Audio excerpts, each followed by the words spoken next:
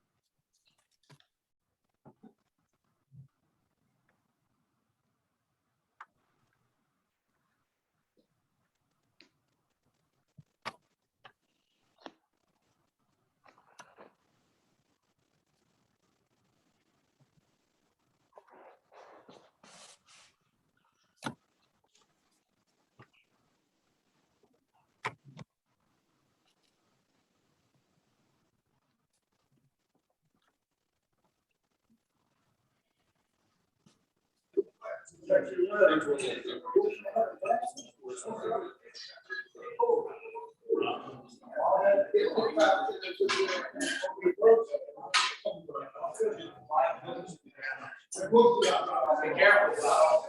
You know, I don't think you can have problems.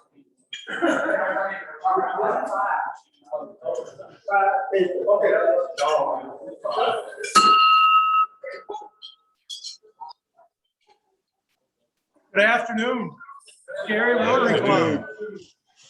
Let me properly amplify Rotary. I get paid every time I work that reference in. So. Good afternoon, Cary Rotary Club. Welcome to the friendliest club in District 7710. It's great to see so many people here in the room and online. To begin our meeting, can I call on Howard Manning? Please lead us in prayer and pledge. We will not, excuse me, Howard. We will not, consistent with our safety procedures, we will not be singing today. Just a prayer and the pledge, please. Okay, so I'm not sure what that. I'm not saying. Lead the singing. Let us pray. Dear Lord, we thank you once again for just being such a mighty and a great provider, creator, and sustainer. We ask you, dear Lord, to help us to focus on things that we have and to stop worrying and complaining, because truly we may not have everything that we want, but you supply us with everything that we need. We ask you now to help us use our talents and our skills that we have in Rotary to stand in the gap and to repair the breaches that might have happened in our current society. Help us to focus on service to others for self and to live out the 4-way test in our words, our thoughts, and our deeds. In your name we do pray as we thank you for this food also. Amen. Amen. I pledge allegiance to the flag of the United States of America and to the republic for which it stands, one nation under God, indivisible, with liberty and justice for all.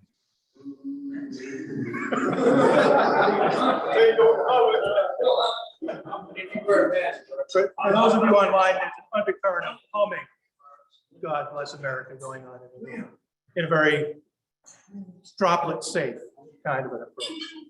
Great. Well, we've got just a few meeting announcements. Can I call on Ralph Ashworth to share an update on one of our members? Well, Jerry was in having a time. He's been in a lot of pain. He's been in a wheelchair. And tomorrow, sort of, tomorrow. He's at home in pain. So they finally did an MRI and found out he had a broken hip. No wonder he was. But he's now had pain. He's had surgery. That's doing good. And he's at home and he's recuperating. But he's not in a position to receive yes yet. So I kind of let you know that the sign on the door was put up. But the marvel of this story is everybody needs an advocate. You go to see the doctor, you need to complain if you are in severe pain. And you say, well, this is going to give me some time or whatever. I would sit there for 2 weeks and wait to get an x-ray in a lot of pain and have a broken hip. I mean, you have the moral of this story. Be your own advocate. Amen. Amen. Praise God. Keep good thoughts for Jerry too. Can I call on Jim Lovejoy, introduce visiting Rotarians? Yes, President Bob, I'd be happy to. I hope we have time on the agenda for this list. Yes, John Hatcher. Let's start right here. Yes. would like to say to bring back Tim Duffy, who's been there about a month. He's a former, is a Rotary from Austin, Texas. He met us on there last week in Austin. So we're glad Tim's here tonight. Welcome, Tim.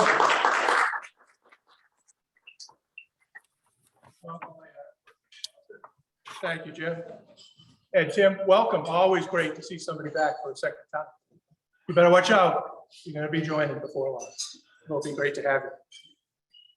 A couple of other brief announcements. I did just want to share an update on the club social that was held yesterday. We had a beautiful afternoon to meet and have some social time and discussion. Bill Fletcher whooped me in checkers. So if you have the opportunity, do not play Bill Fletcher checkers for money. I didn't lose anything, but I would have lost big. But we had a wonderful time, a beautiful afternoon. I don't see Renee online. She had some other things going on, but she did just a fantastic job in organizing a great event.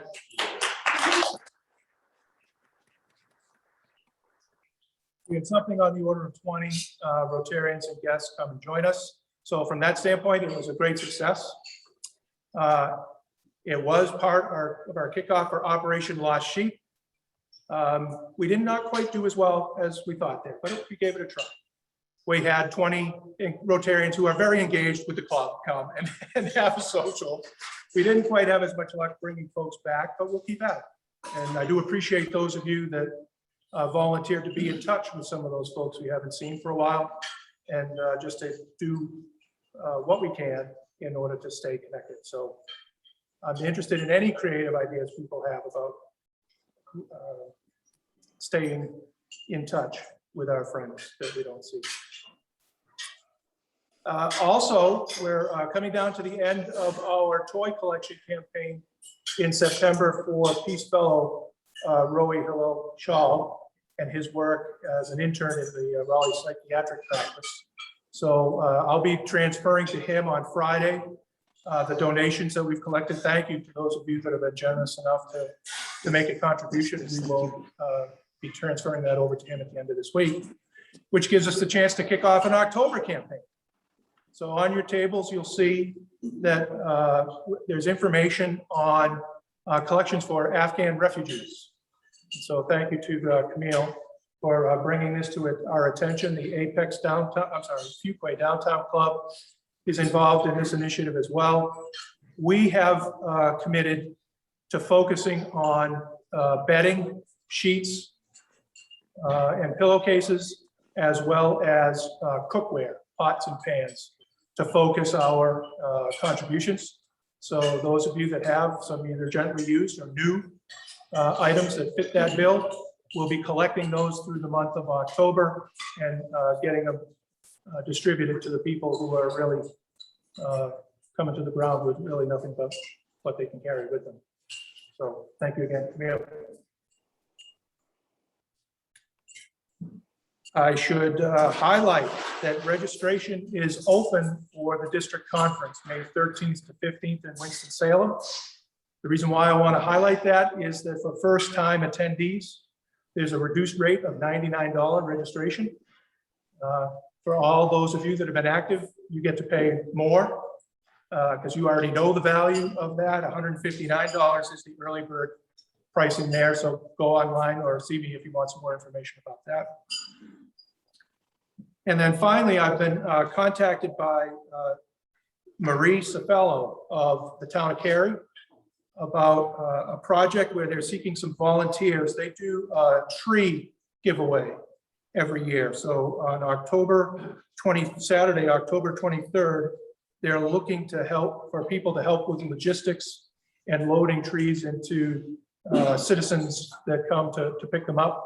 There'll be more on that later, but if you're inclined to kind of keep that Saturday, October 23rd date in your memory. Terrific. All right, so miracle moments. Do we have any miracle moments today that we'd like to share? Somebody online. Okay, hang on, Dorothy. I have a miracle moment.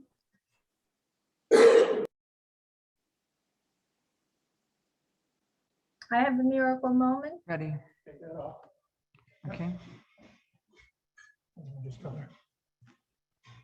Go ahead, Dorothy. Okay, my son Joe is getting I married. muted, but I don't hear him. He just got engaged. Try again. Yep. All right, my bad. I thought I did. Okay, let's try again. All right. Okay, try now, Dorothy.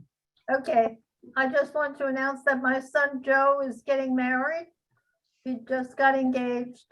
So that's a cause for celebration. Thank you, Dorothy. Congratulations. Congratulations. Thank you.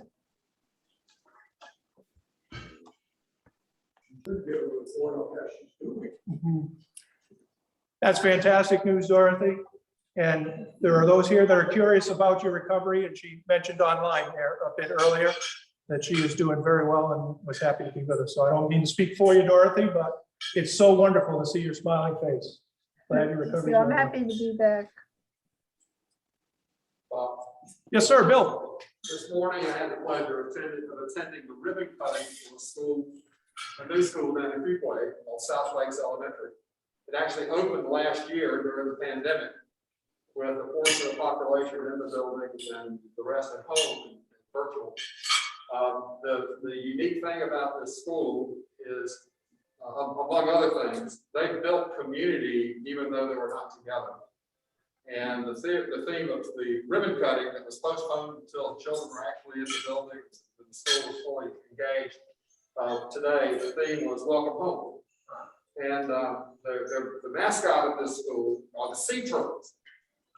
And the greeting that you get from a student is one hand on the other, and then the flippers. Okay. So it was a very good event.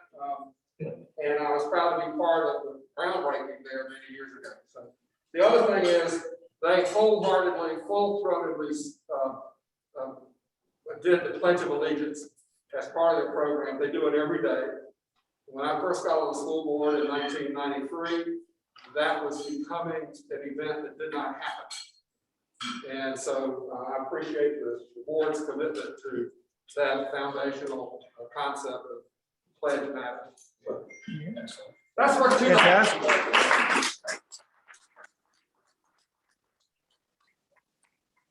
We need to adopt that sea turtle's name or something because the greeting is just too cool. All right, thank you, Bill.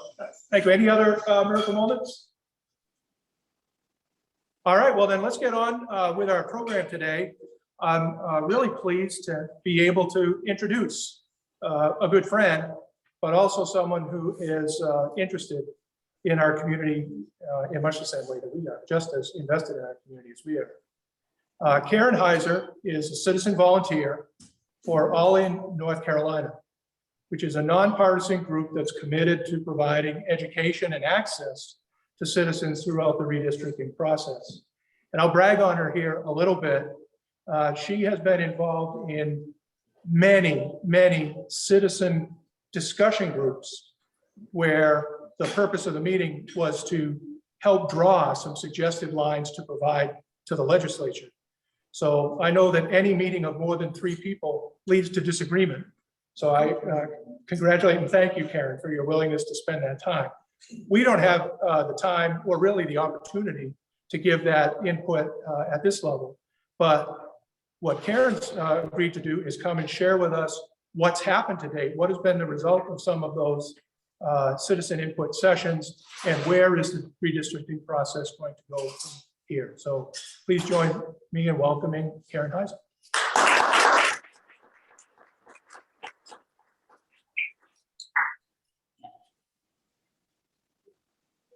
Thanks, Bob. Hi to everybody online and to those of you in the room. Hopefully everybody can hear me if I move away from the mic. I'm not very good at being anchored. You know, one of those people who has to be moving. Like Bob said, I'm Bob's backdoor neighbor. Our daughters are best friends, which is how I know him. Camille is, I'm excited to meet because she's my principal at my daughter's school. My daughter just started at Green Hope as a sophomore. And I've been living in Morrisville or Cary since 1996. I grew up in Maryland and my husband's from upstate New York and we love it down here. By day, I'm an IT project manager, and I got involved with this group All on the Line to think about redistricting. And hopefully I'm going to leave you with some tools today for you all to provide some input to really be able to make a difference in the redistricting process, as well as just an understanding of how the process happens. Spot I can flip over. So All on the Line is an advocacy organization that their main mission is really to end gerrymandering. And so they're trying to do that through grassroots outreach like this session and these other sessions that we've been having across the state of North Carolina. It is a national organization, and different states have their own state level organizations. So obviously I'm a volunteer for the North Carolina organization. You can flip over, thanks. So what I'm going to talk about today, I'm going to give you a little bit of facts on how redistricting works and how it happens in North Carolina. I'm explicitly talking about our redistricting that happens at the General Assembly, which is for US Congress, for the General Assembly House, and the General Assembly Senate.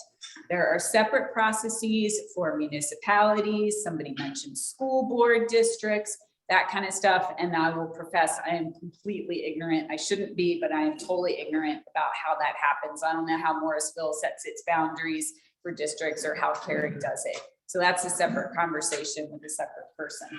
But I'll talk a little bit about facts of redistricting, and we'll talk about communities of interest and what those are and why All on the Line thinks that they're important in the redistricting process, and how you can actually map your community or communities of interest, and how you can share your input into the redistricting process with the folks at the General Assembly who are actually drawing the maps. Okay, so redistricting, you can just stay there for a sec. Redistricting districts these are voting districts, which is some kind of administrative boundaries on some larger area. So for our purposes, it's the state of North Carolina. The boundaries of the districts get redrawn every 10 years after the census data comes out. Why do we have to do that? Because in the late 1960s and early 1970s, the Supreme Court set out a doctrine of one person, one vote. So we have to reapportion our districts so that they have equal population. And if you look at like the congressional districts, they're down to like single digits number of people plus or minus in each district. There's a little more leeway in the General Assembly districts. Prior to 1960, and this was news to me, that the legislatures could redraw districts whenever they felt like it, and sometimes they didn't. And so you would have population growth in an area that was still represented by a single individual, and other areas that were much smaller. And so things got really out of balance. So starting in the 60s, it became commonplace to redraw after the census stuff comes out. So for our purposes, you see these three maps here. When you hear in the news, they're talking about, oh, the legislature's drawing the maps. Oh, the legislature drew good maps. They drew bad maps, whatever. There's actually three sets of maps for our purposes. So the top one is Congress. The bottom left is the House, General Assembly House. The bottom right is the General Assembly Senate. And the reason there's three sets of maps is we have different representatives in each of the numbers of representatives in each of those bodies. So we take the population of North Carolina, divide by the number of representatives in that body, such as in Congress. Right now we have 13. We're going to get a 14th representative, and that determines your population for each district and how many districts you'll have. When the map makers are drawing the maps, they really only have a couple of things that are immutable. One is balancing the population. One is having districts that are contiguous. So I have to be able to put my finger on a map, draw around it, and connect back to where I started from to have that as a district. It might look like this, but I have to start and end in the same spot. You used to be able to have, a district that had a little bit from over here and a little bit from over there. So that's not allowed anymore. So that's a second criteria that's immutable. Compliance with the Voting Rights Act is also immutable. Beyond that, everything's more like a guideline, because quite frankly, it's hard to meet all of the criteria. So for example, North Carolina has a preference for keeping counties whole and not splitting counties. Well, if you look at our current population, 10.4 million, and the number of representatives we'll have in Congress now, 14, and you do the math, you find out that, guess what, Wake and Mecklenburg are each too big to be in a single congressional district. So sometimes there has to be some give and take on the criteria. All right, let's go to the next slide. So we talked about a little bit about the process. So the timing, I've got a timeline slide in just a sec, super compressed because of COVID. If you followed the news, you know that the census results were very, very delayed versus what they usually are. So we're very, very compressed into a 6 to 8 week window.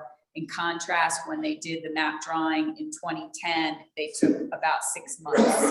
So it gives you some idea of the rapid fire nature of this. The process that the legislature goes through, it's really much like any other bill. There's a House committee on redistricting, a Senate committee on redistricting. They draw maps theoretically independently. They present those maps in committee. The committee decides, yes, this is good. We're going to send it to our floor to be voted on. That floor votes on it, recommends it to the committee in the other house or the other chamber. They vote on it, they put it to their floor, gets voted on, any reconciliation occurs, all that good stuff. The key difference is, unlike other bills, the governor can't veto maps. Otherwise, we might never get anything done, right? But the legislature in North Carolina controls the whole process, soup to nuts. We have in your reference materials a list of the people who are on each committee and their contact information, should you want to reach out to them to voice your opinions. And we'll talk about that in a minute. So all on the line strategy is really about communities of interest, which part of the reason why I decided to get involved with this particular group is communities of interest are about the things that bind your community together. So in today's world of so much partisan politics, this is not about what divides us, it's about what unites us.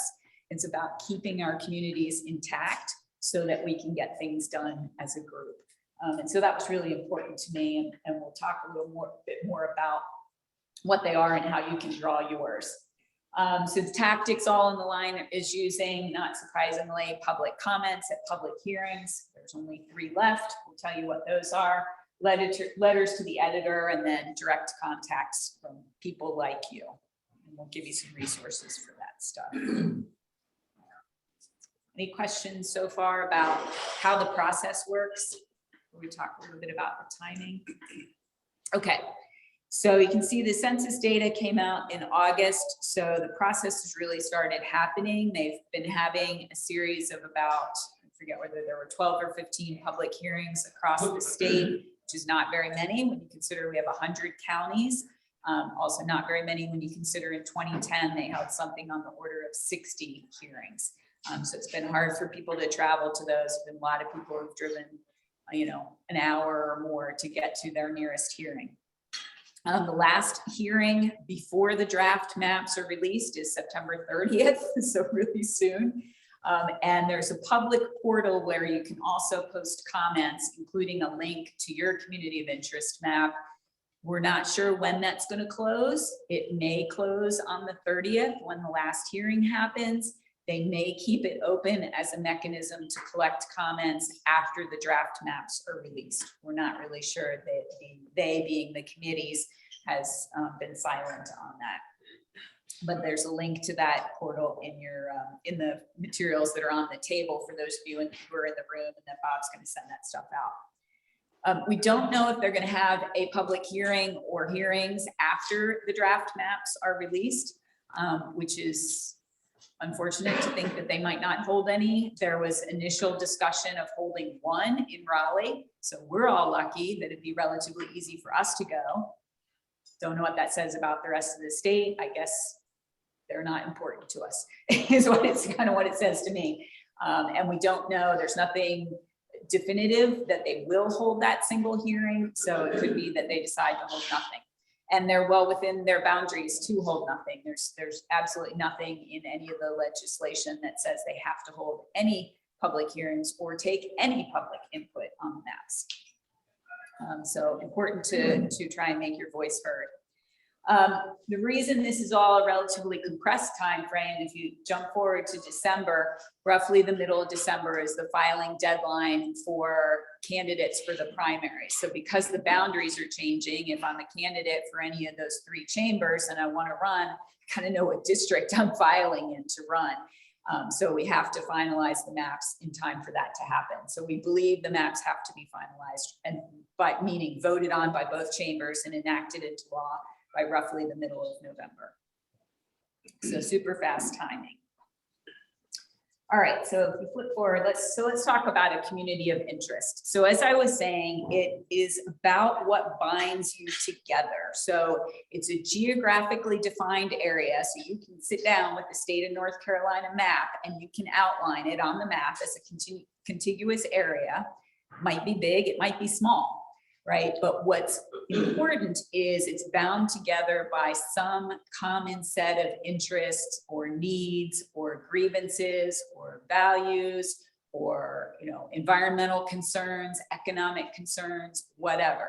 So some examples are things like, for me, I call it my bubble, right? What is my bubble that I travel in every day? It encompasses my immediate neighborhood. It encompasses the places where I shop the most. It encompasses Green Hope High School, because that's important in my world. It encompasses Morrisville Elementary School, because that used to be important in my world.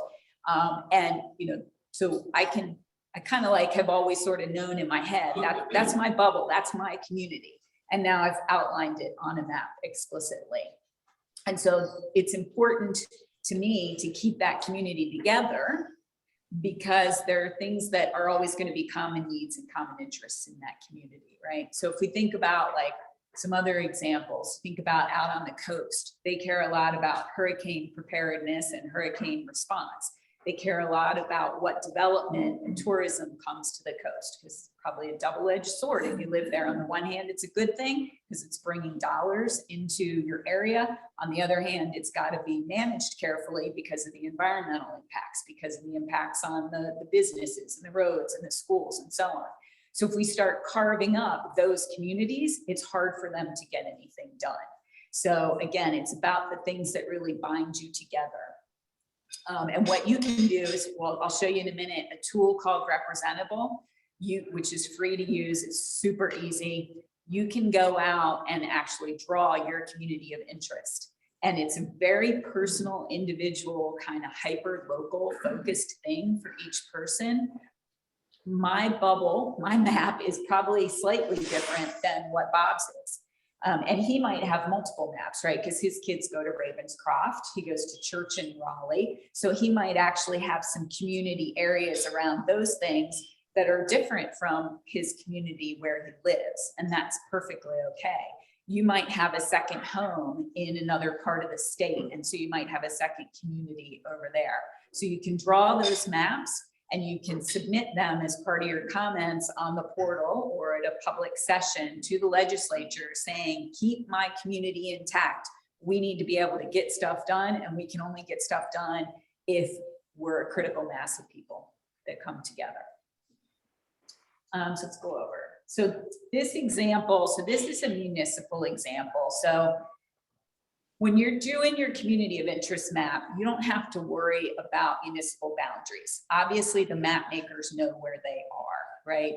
But it's a good example because it shows how fractured our communities are right now. So this is State House District 36, and the colored sections are the different municipalities. And you can see it's got a pretty sizable chunk of Cary. It's got a little bit of Apex, a little bit of Buquay, a little bit of Holly Springs, a tiny bit of Garner, and then a whole bunch of unincorporated area in the middle. So imagine if you're somebody down in that unincorporated area in the southeastern part of that district, what are the things that you care about? You might care about things like rural broadband access. You might care about schools because maybe you're not getting the level of property tax dollars that somebody in a wealthy part of Cary is. Flipping that around, what do you care about if you're in Cary? Well, you might care more about traffic congestion than you do about broadband access because we've all got fiber running to our houses, right? So incredibly divergent needs. And you've got one representative in the state house to listen to all those needs and to try to develop relationships with all those different constituent groups. So it makes her job really hard. It makes the municipality's job hard, because if we flip this around, if we were to look at Cary, it's split up amongst 5 different state house districts.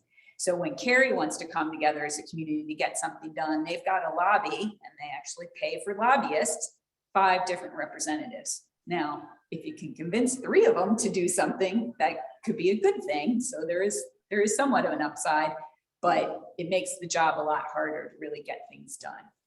So the whole idea is to not split up these communities. So when you think about your community, again, you don't really need to worry about the municipal boundaries, because the map makers know where those boundaries are. But think about, how do you define it? It's a really personal and subjective thing. Bob and I are kind of unique because we live in Morrisville, but I don't know about you, but I kind of self-identify with Cary a lot.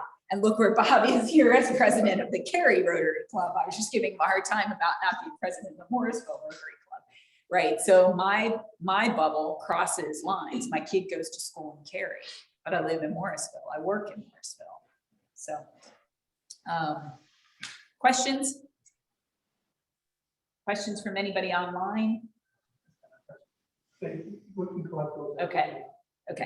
Okay, so you can flip forward. So what's our process? So the process is you can draw your community of interest maps using the representable tool. Again, it's super easy. It's like a 10-minute exercise. Don't overthink it. Don't get into analysis paralysis. I'm an IT person, right? Don't analyze it to death. Go with your gut. Your gut is right, or I should say go with your heart, right? Your heart knows where your community is. It knows where it begins and ends. So you do that. You can submit it on the General Assembly portal. You can show up at one of the remaining hearings and present it.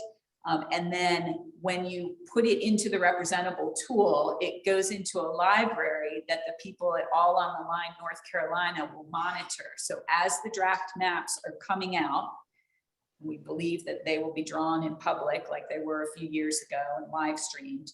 And so we'll have people sitting there looking at the draft maps, comparing it to our library of community of interest maps, and looking and saying, oh my gosh, Karen's community in this, if these draft maps are enacted, her community is going to get split down the middle.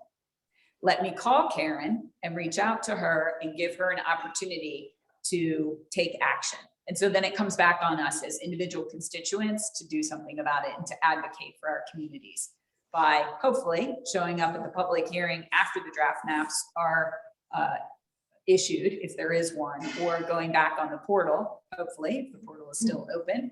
If not, at least blasting out emails to all of the people on the redistricting committees, as well as your own representatives, to say, hey, this is not acceptable. I don't want you to split my community, and here's why.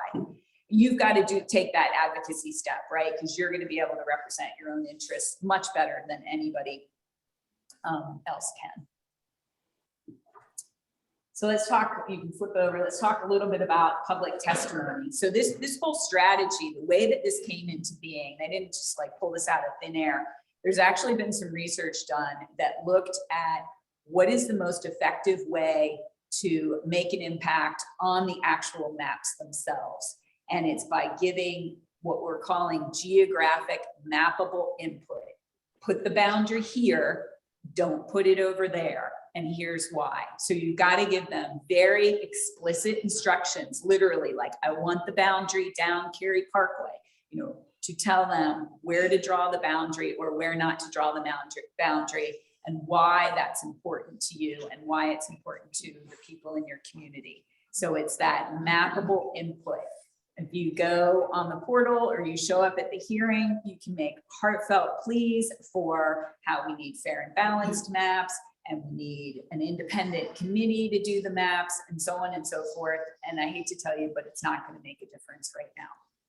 It may make a difference in the future, but it's not going to change the outcomes of the maps. And think about it, right? If you're somebody who's on that committee and you got to draw the maps, I don't really know what to do with that. I can't implement a committee right now. It's not going to happen. We have to have maps in a month and a half. What I can do is move the boundary because you said it was really, really important to you. So make my job as the map maker easy by giving me very explicit instructions on where to put boundaries or where not to and why those are important. And so this research actually showed that even if you have partisan map makers like we do in North Carolina, or if you have an independent commission, nonpartisan commission, giving them mappable input is the most effective way to get real results. Okay? So that's how we came up with this strategy. All right, and I'm doing it on time. So let's go to the next one. So these are your remaining public hearings. There's only 3. Closest one to us is the one in Fayetteville, which is about an hour and 20 minutes away, and that's on the 30th, on Thursday night. Sorry, I have hair floating in my face. You've got the portal link, and like we said, we don't know if there will be a hearing after the draft maps are released or not. You can also email your map to the committees. So we have the email addresses for all of them, and you can also email it to your representatives. So just because your representative doesn't sit on one of the committees doesn't mean they don't have a voice. They still have a voice. They still have a vote. At the end of the day, they got to vote on the maps, and they can vote for them or against them. Right. So remind them of that. Remind them that they work for you, not the other way around, because I think sometimes they forget. Okay. I think there's just, yep. So draw your map, submit it on the portal. So when you submit on the portal, you actually put a link to it. You can't attach a PDF, so you'll put a link to it and you'll be able to access it. Speak at one of the hearings, monitor, encourage you to join all on the line if for no other reason than to get their emails and find out what's going on in the process and when things are happening. They're very informative. Call your legislators, remind them what you want and what your interests are and why, and remind them they're accountable to you. Yeah, so questions. And you can, if you could flip over now, just flip over to representable. I'll show you one of the maps that's out there. You can go look at anybody else's maps and you'll see not only how they drew their boundary, but you'll also see what they said about why that's their community and why it's important. Yes. Do we know who's on the committees? Yes, in your reference materials that Bob's going to send out, we've got a list of both committees and their contact information. I should have looked to see who was like potentially local for us. I know in the Senate, Wiley Nichols is on the committee, and he's my representative, my senator, my state senator. I don't know who else was potentially local. I didn't look that up. Yes. So does the state Senate, the only body that has to approve the Senate map, and is the House of Representatives the only ones that have to approve the House map? No, they all have to approve all 3 maps. Both chambers have to approve all 3 maps. Yep. Ooh. Yep. Is that gonna be easy? I mean, they do it every 10 years. They do it every 10 years. Yeah, they do it every 10 years. It's so easy that the maps they approved in 2013 have been in litigation ever since. They've been redrawn at least 3 times. Yes. Cary, I'm curious about your perspective on kind of the outcome yet. Have you seen any maps, and does it seem like they're any really bizarre? We haven't seen any maps. Okay. Because it is a complicated process, I expect they are already iterating through drafts. They would be foolish not to, because it is a complicated process, like somebody would say. Do you mean you won't have to reduce weight, or is it likely they're going to just chop off part of the county, or they're going to nibble on the edges? Well, so I would say to you, which do you think is better on the whole, and provide that as input. So they haven't given any indication what they will do. And this is where us giving them mappable input comes in. Which will be better? Should we slice off a limb of Wake? Should we take maybe some of the rural sections of Wake and push them out? I don't, there's no right or wrong answer. It's what's important to us as individuals. But that is exactly the kind of input we should be giving them. I'll make a prediction. The prediction is that no matter what map comes out, the other side will vote against it. I'll also tell you that once they have bickered and passed whatever they do. But then we'll have lawsuits out of kazoo for years. And the idea that there are a lot of folks that are non-partisan, I think that was lost a long while ago. And I think a lot of us are just skeptical.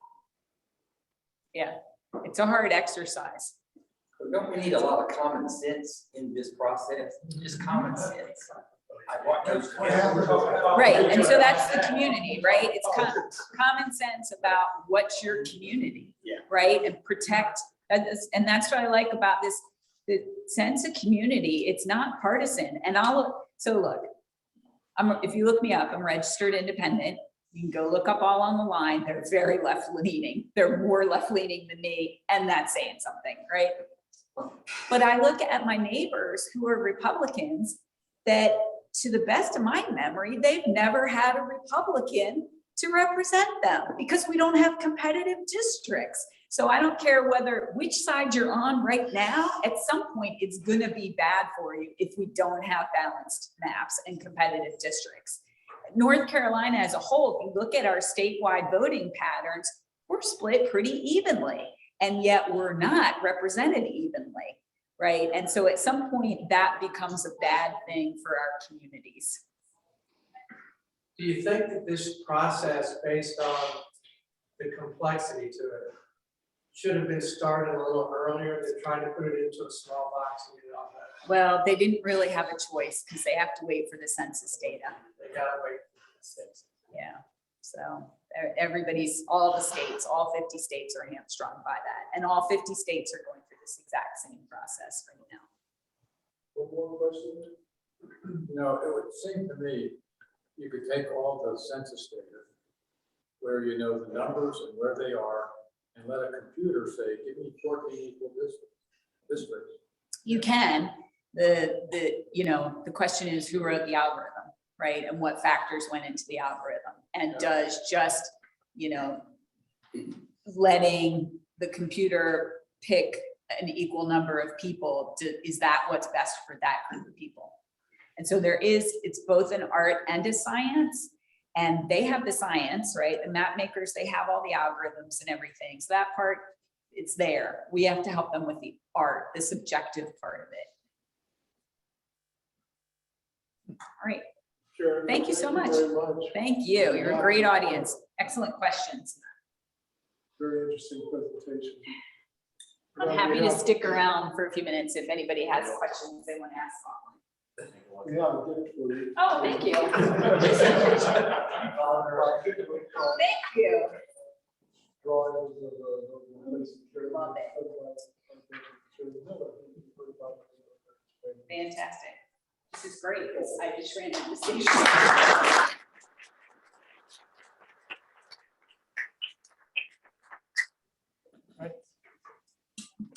Thank you, Ken. Thank you, Karen. Common sense, that's a great idea, Ralph. That's a brand new You idea. might want to copyright that while it's still fresh. Good. Thanks very much for the information. Good talk. All right, we've got some red letter days coming, so we always like to recognize those. If you happen to see Travis Collip, we wish him a happy birthday. His birthday is tomorrow. Don Stevenson on Thursday celebrates a birthday. On October 1st, Friday, our very own John Hatcher celebrates a birthday. Happy birthday, John. Biggie. A milestone. 35. Now you can run for president, John. Now, it says here that it's also Blair's birthday. She is not celebrating a birthday too, is she? Oh, okay. August, we missed it. So if you see her, belated happy birthday to Blair. And Howard Manning on Sunday. Happy birthday to Howard. We've got some Rotary anniversaries. Tyler Perkinson will celebrate 8 years as a Rotarian on Friday. And with us today, both Ken and Camille are celebrating their 3rd anniversary as Rotarians. I remember that induction was the best one ever. Yep.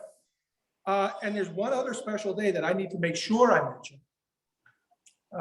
Because today, Carol Tersiak and Bob Griffin are celebrating their 19th wedding anniversary. So that's a miracle moment, let me tell you. If you hang around for 19 years, it's a miracle moment. All right, so next week's program, we have Lori Krzyzewski of Wake Up and Read. Thank you, Bill, for inviting Lori to join us. That's a really exciting new program in town. Our meal will be a pork chop with roasted potatoes and green beans. Try the mustard gravy. It's really great. 2 weeks, David Coulter will introduce Levi Broad, who will come to talk to us about some of the difficulties that Chinese people of faith face in China. So it really it comes recommended by other Rotary clubs, so I'm anxious to see that. I do want to make sure I thank and welcome Tim. Thanks for coming back. I really appreciate you being with us.